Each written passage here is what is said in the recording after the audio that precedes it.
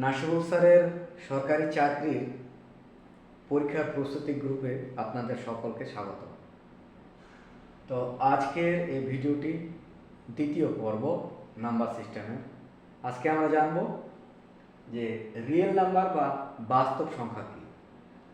Real number বা বাস্তব সংখ্যা হলো মূলদ এবং অমূলদ এই দুই প্রকার সংখ্যা একত্রিত হয়ে রিয়েল নাম্বার বা বাস্তব সংখ্যা গঠন করে। এই বাস্তব সংখ্যার মধ্যে আমাদের যে মূলদ সংখ্যা এবং অমূলদ সংখ্যা সবগুলো কিন্তু থাকবে। দেখে নেব আমরা মূলদ সংখ্যা গত ক্লাসে দেখেছিলাম যে পি বাই কিউ আকারে অথবা পি ইস টু কিউ আকারে যেসব সংখ্যাগুলোকে প্রকাশ করা যায় তারা হলো মূলদ সংখ্যা, আর যেগুলোকে এই আকারে প্রকাশ করা যায় না, রুট জাতীয় সংখ্যাগুলো, সেগুলো হলো অমূলদ সংখ্যা। যেমন 2 + 2 √3, এই জাতীয় যতগুলো রুট থাকবে, এক কথায় রুট সামনে থাক অথবা কোনো সংখ্যার সঙ্গে লাগানো থাক, সেই সবগুলোই হলো অমূলদ সংখ্যা। বাস্তব সংখ্যার ডেফিনেশনে মূলদ এবং অমূলদ এই দুই প্রকার সংখ্যাই থাকবে।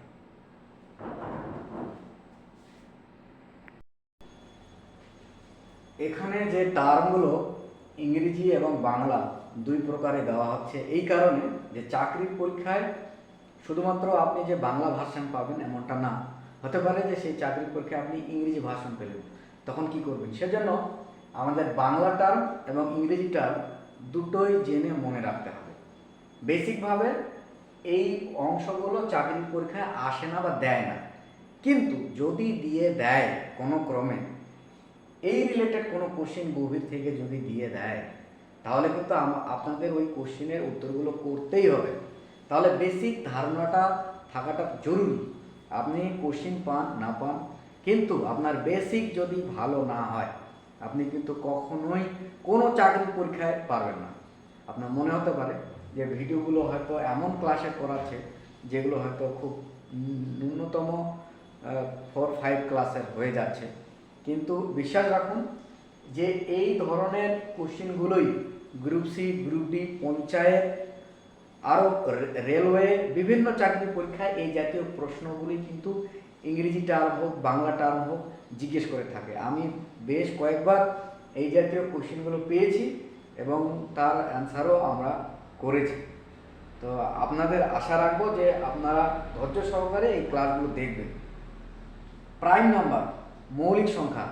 মৌলিক সংখ্যার ডেফিনেশনে আমরা বলবো যে যেসব সংখ্যা কেবলমাত্র দুটি উৎপাদক, তাদেরকে আমরা মৌলিক সংখ্যা বলতে পারি।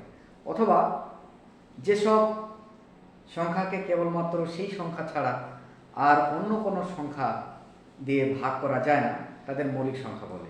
ফর এক্সাম্পল, আমরা এখানে একটা সংখ্যা নিলাম 3।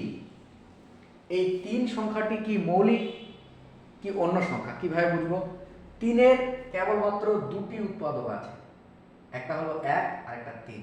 অর্থাৎ এই 3কে 1 দিয়ে ভাগ করা যায় আর 3 দিয়ে ভাগ করা যায়। এজন্য পরের ডেফিনেশনে বলা আছে যে যেসব সংখ্যাকে কেবলমাত্র সেই সংখ্যা ছাড়া, 1 এবং সেই সংখ্যা ছাড়া আর অন্য কোনো সংখ্যা দ্বারা ভাগ করা যায় না, তাদের মৌলিক সংখ্যা বলে।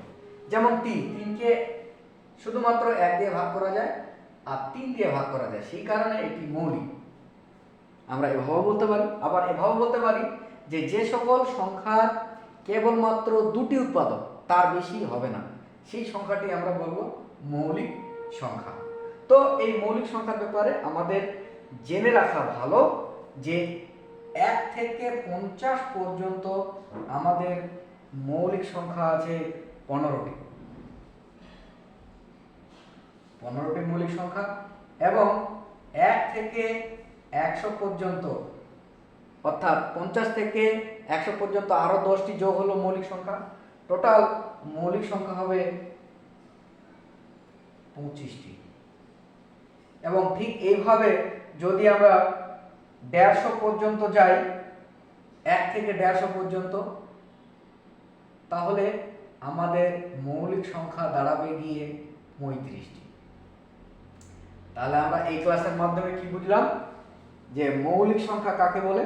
যেসব সংখ্যার উৎপাদক কেবলমাত্র দুটি তাদের মৌলিক সংখ্যা বলে, অথবা যে সংখ্যাকে এক এবং সেই সংখ্যা ছাড়া অন্য কোনো সংখ্যা দিয়ে ভাগ করা যায় না সেই সংখ্যাকে আমরা মৌলিক সংখ্যা বলি।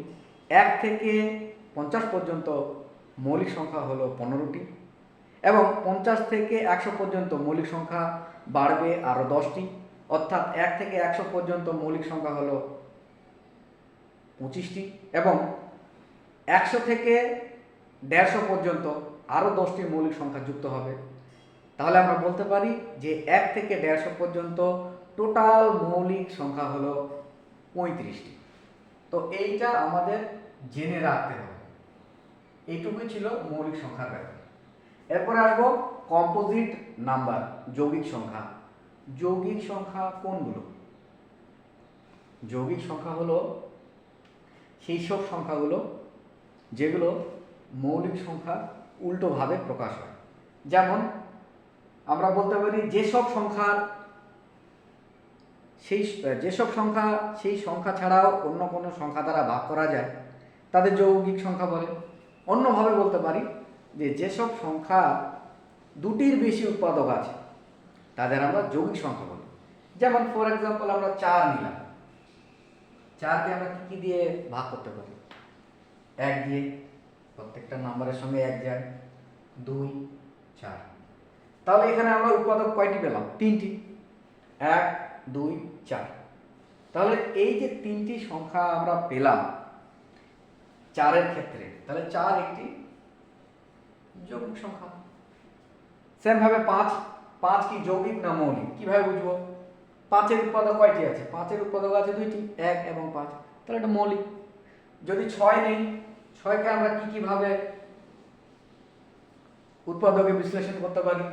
প্রথমে পাবো 1, তারপরে 2, তারপর 3 দিয়ে 6কে ভাগ করা যায়, তারপর 6কে 6 দিয়ে ভাগ করা যায়, অর্থাৎ 6-এর এখানে উৎপাদক সংখ্যা হলো 1, 2, 3, 4, 4টি উৎপাদক আছে, সেজন্য 6 হলো কম্পোজিট নাম্বার। এরপরে চলে আসবো কো প্রাইম নাম্বার বা পরস্পর মৌলিক সংখ্যা। এই প্রশ্নটি ক্লাস 4-এর আলামিন মিশন, ক্লাস 5-এর আলামিন মিশন বা ক্লাস 6-এর আলামিন মিশনও জিজ্ঞেস করে থাকে, বেশ কয়েকবার পড়িয়েছি আমি এটা। পরস্পর মৌলিক সংখ্যা হলো যেসব মৌলিক সংখ্যার পার্থক্য বা অন্তর 2 তাদের পরস্পর মৌলিক সংখ্যা বলে। যেমন আমরা নিতে পারি 3 এবং 5। 3 এবং 5, এই 3 এবং 5-এর মধ্যে ডিফারেন্স কত, অন্তর কত? 3 এবং 5-এর মধ্যে পার্থক্য হলো 2, এবং 2 যদি পার্থক্য হয় তাহলে তারা পরস্পর মৌলিক সংখ্যা।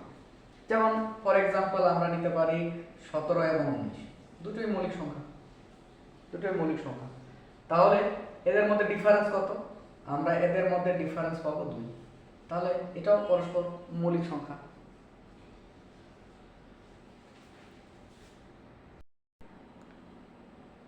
পরের বিষয়ে আমরা আসবো যে প্লেস ভ্যালু বা লোকাল ভ্যালু, বা বাংলা হচ্ছে স্থানীয় মান, এই বিষয়টি কি, এবং ফেস ভ্যালু বা ইনস্ট্রিনসিক ভ্যালু, প্রকৃত মান, এই বিষয়টি কি।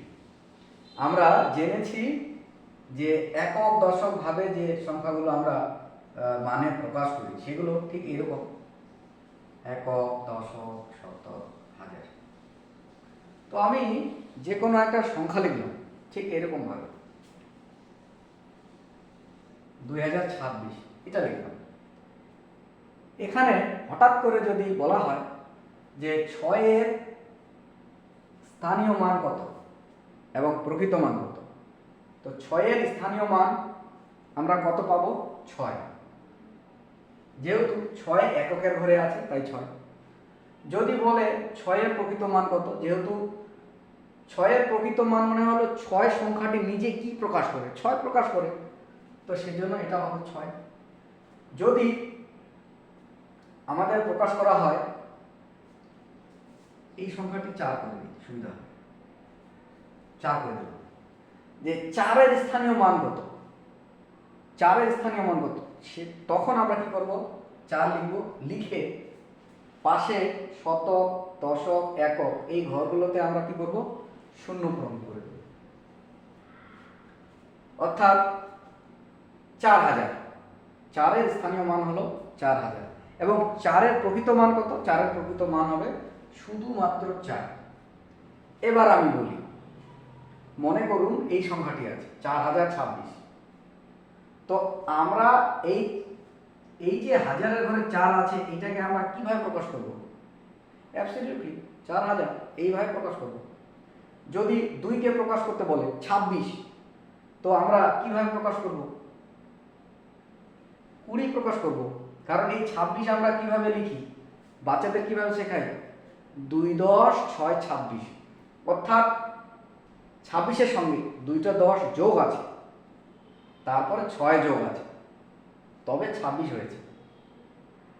সেমভাবে আমরা 2-এর স্থানীয় মান কি নিতে পারি? 2-এর স্থানীয় মান নিতে পারি 2, আর পাশে এককের ঘরে একটা শূন্য। তাহলে আমাদের সংখ্যাটি দাঁড়ালো কত? 20। এবার 2-এর যদি প্রকৃত মান নিতে বলে, তাহলে আমরা পাবো শুধু 2। তাহলে বিষয়টি বোঝা গেল, স্থানীয় মান মানে সে কোন স্থানে আছে, কি রিপ্রেজেন্ট করছে, সেটাই হলো স্থানীয় মান। এবং প্রকৃত মান মানে তার যা ভ্যালু, যে সংখ্যা, সেটা সে নিজেই প্রকাশ করবে, সেটাই হলো প্রকৃত মান। আশা রাখছি যে আপনারা বুঝতে পারছেন। এরপরে আমরা আসব ভগ্নাংশ, ফ্র্যাকশন। ফ্র্যাকশন মানে হলো ভগ্নাংশ, ভগ্ন অংশ অর্থাৎ ভাঙা অংশ। এই ভগ্নাংশের দুটো পার্ট হয়, একটা পার্টকে আমরা বলি লব আর একটা পার্টকে বলি হর। তো উপরের যে পার্টটা থাকে কোন একটা ভগ্নাংশ, আমি নিয়ে নিলাম ফর এক্সাম্পল 2/3, এরকম নিলাম। তো এই 2টাকে বলা হবে লব এবং 3টাকে বলা হবে হর। এটাকে আমরা কিভাবে প্রকাশ করি, বলি কিভাবে? 3 ভাগের 2 ভাগ, অর্থাৎ মোট অংশ ছিল 3, তার মধ্যে 2। পরীক্ষার খাতায় স্যারেরা যখন নম্বর দিত তখন কিভাবে লিখত, যে 100 মার্কের মধ্যে তুমি কত পেয়েছো? নিচে লিখবে টোটাল 100, তারপরে মনে করুন যে আপনি পেলেন 60, এরকম। এটাও কিন্তু একটা ভগ্নাংশের উদাহরণ, যদিও আমি বাস্তব উদাহরণগুলো ব্যবহার করার চেষ্টা করছি, আপনারা কিছু মাইন্ড করবেন না, আমি আশা রাখি। তো এই 100 নম্বরের পরীক্ষা হলো, আপনি 60 পেলেন, তো প্রকাশ হলো 60/100। এই তো, এটাই ভগ্নাংশ। 100 ভাগের মধ্যে 60 ভাগ হয়েছে নম্বর। সেমভাবে 2/3, অর্থাৎ এটাকে আমরা বলবো এইরকম ভাবে যে 3 ভাগের 2 ভাগ, 3 ভাগের 2 ভাগ বলবো। কিন্তু আমরা এই যে এরকম বলছি 2/3, এই কথাটা কিন্তু 2/3 নয়, এটা আমাদের মুখের মধ্যে চলে এসেছে, কিন্তু বিষয়টা ভুল। এটা 3/2 হবে, 3/2, অর্থাৎ 3 ভাগের মধ্যে 2 ভাগ, এরকম হবে। কিন্তু আমরা 2/3 বলছি কেন? যেহেতু আমরা ভুল শিখে এসেছি, আমি হয়তো কারেকশন করতে পারিনি, সেজন্য এটাকে আমরা বাংলা যদি বলি 3 ভাগের 2 ভাগ, ঠিক আছে। ইংলিশে যখন বলবো তখন বলবো যে 3/2, কিন্তু আমরা বলছি 2/3, এটা ঠিক না। 3/2, 3 ভাগের 2 ভাগ, এইভাবে বলবো, যদিও বিতর্ক আছে। যেমন আমরা আরও কয়েকটা শব্দ বলি, সেই শব্দগুলো আমরা আসবো। যেমন সমান সমান বলি, হ্যাঁ কথাটা মনে পড়ে গেল, সমান সমান বলি, শুধু সমান হবে, কিন্তু আমরা কি বলি? সমান সমান, সমান সমান, শুধু সমান, একটা সমান। আর সমান সমান বললে তাহলে তো আরও লিখতে হবে, তাই না? আরও লিখতে হবে, এটা কি? একদম না, শুধু সমান চিহ্ন। সরলের ক্ষেত্রে আমরা যখন সরল করি তখন কি পাই? সমান চিহ্ন দিয়ে আবার কিছু লিখি। তো বলার সময় আমরা বলি সমান সমান, আসলে সমান সমান না, সমান। ঠিক আছে, ক্লাসে ফিরে আসছি। তো এই সংখ্যাটা যদি আমরা এরকম লিখি 2×6/8, অ্যাকচুয়ালি এই সংখ্যাগুলো কিভাবে গঠন হয় এই সংখ্যাগুলোর গঠন আমি বলছি। এই সংখ্যাটাকে আমরা কিভাবে উচ্চারণ করব? এই কেসটাকে আমরা উচ্চারণ করব 2×6/8, 2×6/8। তো এটা আমরা কিভাবে লিখব? প্রথমে এই 2 দিয়ে 8কে গুণ করব আর উপরেরটার সঙ্গে যোগ করব, তাহলে কি পাবে? 8 × 2 = 16, 16 সঙ্গে 6 যোগ করলে কত হবে? 22। এই আসলে বিষয়টা বোঝা গেল না? প্রথমে আমরা 2 দিয়ে 8কে গুণ করব, 8 × 2 = 16, 16 সঙ্গে 6 যোগ করব, তাহলে হলো কত? 22, 22 নিচে 8। এটাকে যদি আমরা ভাগ করি, ঘুরে ফিরে এটাই আসবে। দেখাচ্ছি। এই 8 দিয়ে আমরা যদি 22কে ভাগ করি কত পাবো?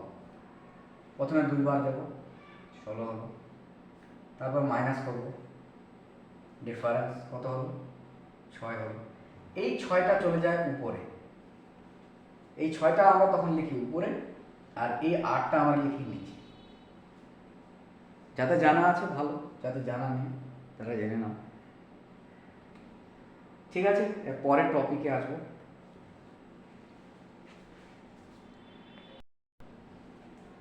হ্যাঁ, গতদিন আমি বলেছিলাম যে নামতাটা লাগবে, ওটা কিন্তু লাগবেই। আপনাকে নামতা 1 থেকে 20 পর্যন্ত মুখস্থ রাখতে হবে।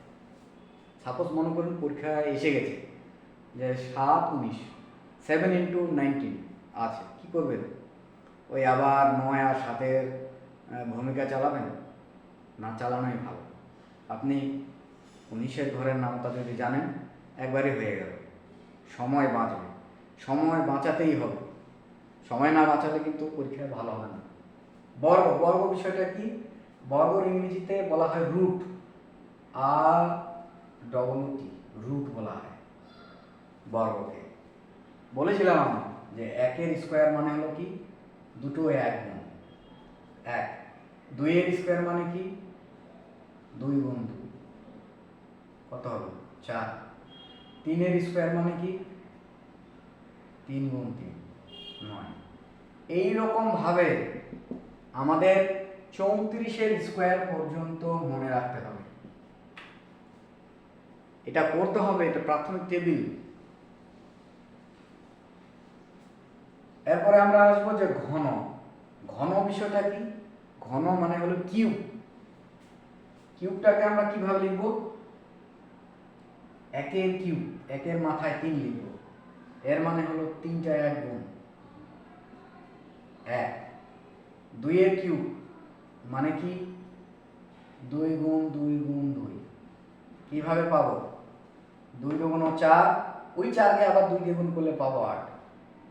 সেম ভাবে 3-এর কিউব, এটা লাগবে 3 × 3 × 3, দ্যাট ইজ 27। কি করে হলো? 3 3 গুণ করব, 3 3 কে 9, 9 সঙ্গে আবার 3 গুণ করব, তাহলে আসলো কত? 27। তো এই কিউবের ক্ষেত্রে আমাদের আলটিমেটলি লাগবে 8 কিউব পর্যন্ত। 1-এর কিউব, 2-এর কিউব, 3-এর কিউব, 4-এর কিউব, 5-এর কিউব, 6-এর কিউব, 7-এর কিউব, 8-এর কিউব, 8 অবধি কিন্তু রাখতেই হবে, এটা আমাদের দরকার। তারপরে আসবো বর্গমূল। বর্গ আর বর্গমূলের মধ্যে যে বিষয়টি আছে সেটি আমি বলছি।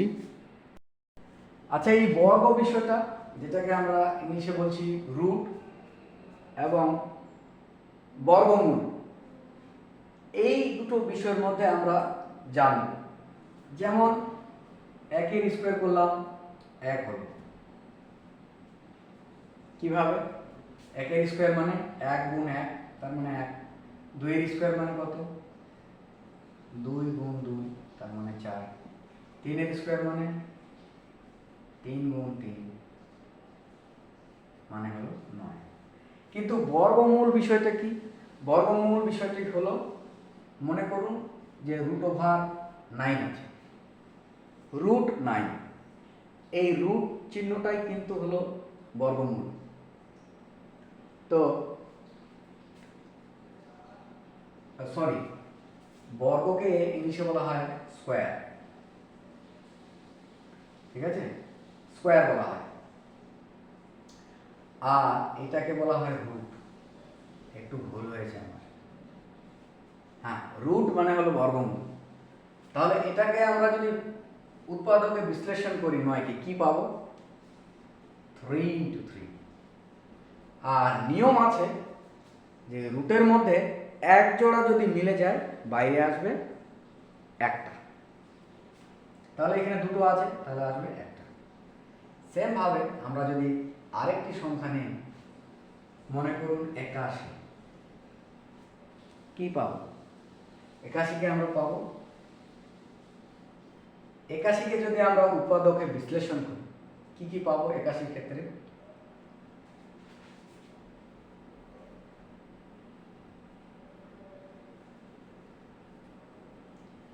একাশির ক্ষেত্রে আমরা কি কি পাবো?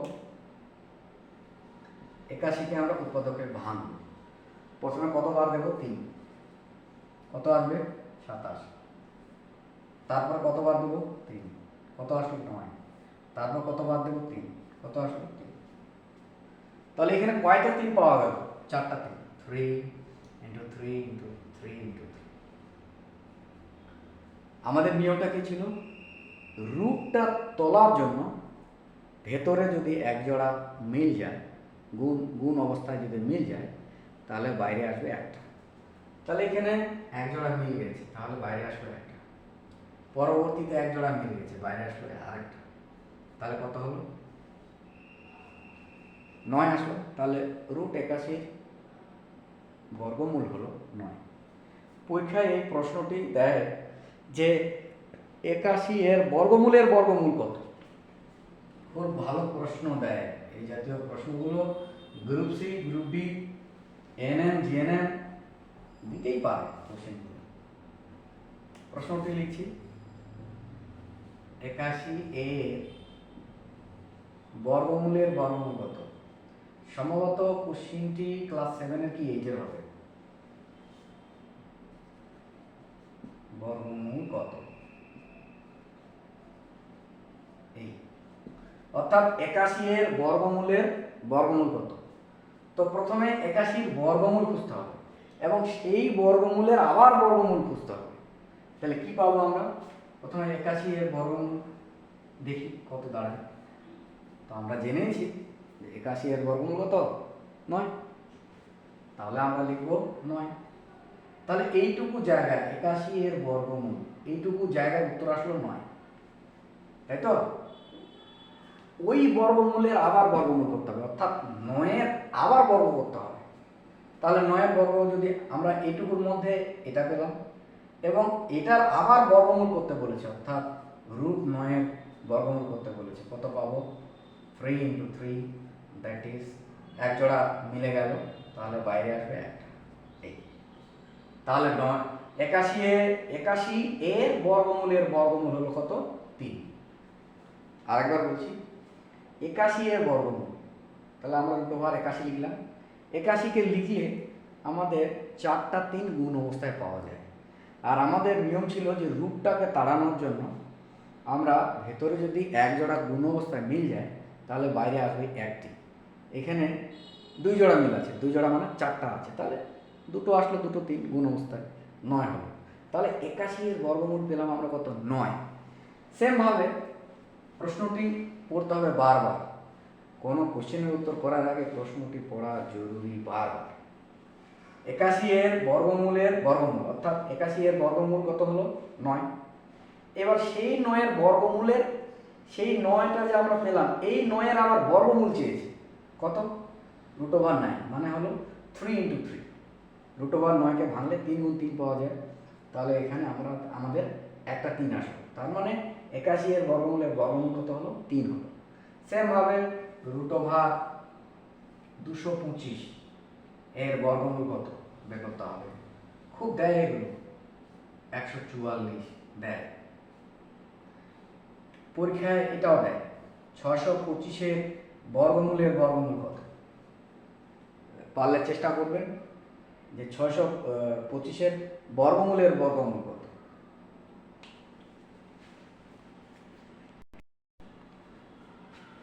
গণিত ক্লাসের মোটামুটি বেসিক দেওয়া আপনাদের হয়ে গেল। এরপর আমরা শুরু করব সরাসরি কোনো টপিকের চ্যাপ্টারে ঢুকবো। এটা ছিল বেসিক। এরপরে আমাদের অঙ্ক ক্লাসের ভিডিওগুলো আসবে। ভালো হতো যদি আপনাদের সঙ্গে আমি কথা বলতে পারতাম, আপনাদের সমস্যাগুলো বুঝতে পারতাম, সেই অনুযায়ী সলিউশন দিতাম। দেখি কি করা যায়। তারপরেও গ্রুপে আপনারা আপনাদের সমস্যার কথা লিখবেন, আমি নিশ্চয়ই সেখানে আপনাদের সলিউশন দেওয়ার চেষ্টা করব। Thank you.